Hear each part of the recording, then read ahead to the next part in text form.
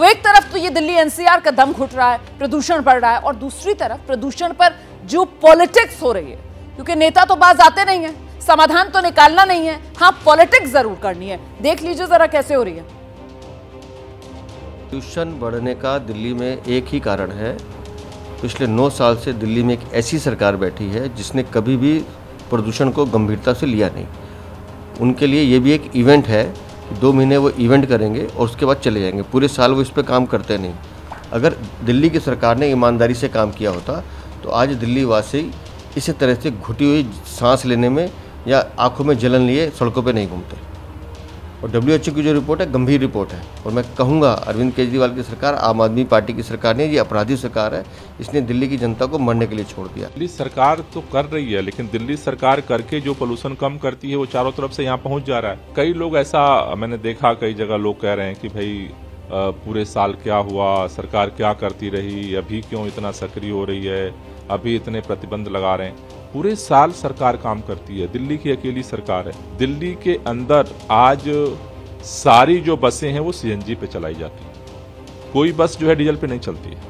लेकिन आज भी पूरे NCR के अंदर डीजल पे ही बसें चल रही हैं। दिल्ली के अंदर हमने पटाखों पे प्रतिबंध लगाया, बार बार हमने केंद्र सरकार से भी निवेदन किया है, अदालतों ने भी बार बार कहा है, लेकिन टिल आज तक जो है वो अभी भी ये जो स्थिति विपरीत बन गई है, लेकिन फिर भी हरियाणा और उत्तर प्रदेश की सरकार पटाखों पर प्रतिबंध नहीं अभी तक घोषित किया। सीधे रुख करते हैं, दीपक रावत इस वक्त हमारे साथ मौजूद है। दीपक, ये आर पार तो चलता रहेगा, लेकिन मेरा सवाल ये है कि आखिरकार हल कुछ निकलेगा?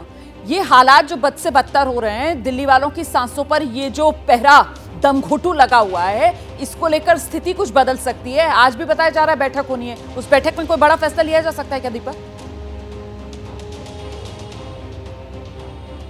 जी रोमाना, जाहिर तौर पर बैठकें तो लगातार होती रहेंगी, क्योंकि पोल्यूशन का लेवल बहुत ज़्यादा बढ़ गया है। तस्वीरें भी आपको साथ साथ दिखाते चलते हैं। ITO की तस्वीर आप देख लीजिए, स्मॉग यहाँ पर भी है, विजिबिलिटी कम है। लेकिन जहाँ तक स्थिति है दिल्ली की अगर बात की जाए तो यहाँ एक एयरलॉक सिस्टम बन जाता है जब सर्दियों का मौसम आता है। ये कहा जाता है एक्सपर्ट्स की तरफ से कि हवा की स्पीड स्लो हो जाती है और जो स्मॉग है वो एक जगह ठहर जाता है, धूल के कण ठहर जाते हैं। ऐसे में जो पॉलिटिक्स हो रही है उसको लेकर ये कह रही है दिल्ली सरकार कि हम तो अपने यहाँ पटाखे बंद कर दिया है, बैन कर दिया है, चाहे वो ग्रीन पटाखे भी हों चाहे नॉर्मल पटाखे हों, पूरी तरह से बैन है। हमारे यहाँ डीजल गाड़ियाँ बंद है, हमारे यहाँ स्वीपिंग की जा रही है। लेकिन जो पड़ोसी राज्य हैं, जो पड़ोसी राज्यों में पटाखे लगातार जल रहे हैं, कल भी आपने देखा होगा कई इलाकों में, अगर नोएडा की बात करें, गुड़गांव की बात करें, तो इंडिया मैच जीतती है तो पटाखे जलाए जाते हैं। उसकी वजह से जो धुएं का गुबार है वो एक जगह पर इकट्ठा हो जाता है और उसकी वजह से भी प्रदूषण का स्तर बढ़ जाता है। तो ऐसे में तमाम स्थितियां ऐसी हैं कि वार पलटवार की स्थिति बनी रहती है। लेकिन महत्वपूर्ण ये है वार पलटवार की ऐसी स्थिति बनती है और नेता इस तरीके के बयान देते हैं ना, तो लोगों के मन में ये ख्याल आता है कि शायद नेता जो है वो उनकी मजबूरी नहीं समझ रहे हैं, बल्कि उनके हालात पर उन्हें मुंह चिढ़ाने का ज्यादा काम कर रहे हैं। अब बताइए, ये जो तर्क दिए जा रहे हैं कि साहब पटाखे चल रहे हैं पड़ोसी राज्यों में, जिसमें नाम यूपी का लिया जा रहा है, नाम हरियाणा का लिया जा रहा है, और पंजाब पर खामोशी, क्योंकि पंजाब में आम आदमी पार्टी की सरकार, और किस तरीके से पंजाब में इस बार पराली जलाने के मामलों में रिकॉर्ड तोड़ इजाफा हुआ है, आंकड़े सामने आए हैं, उस पर कुछ नहीं कहेंगे। जब सियासत के शोर में खबर खोने लगे, जब सूचनाएं कम हंगामा ज्यादा होने लगे, तब जरूरी है संविधान के पन्ने पलटना, खबर की तह हटाकर आगे निकलना। मगर ये करेगा कौन?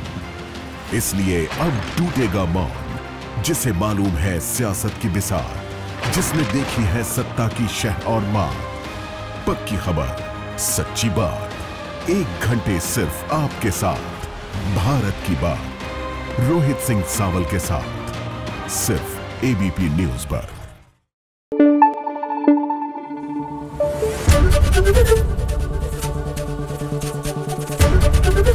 ABP न्यूज आपको रखे आगे।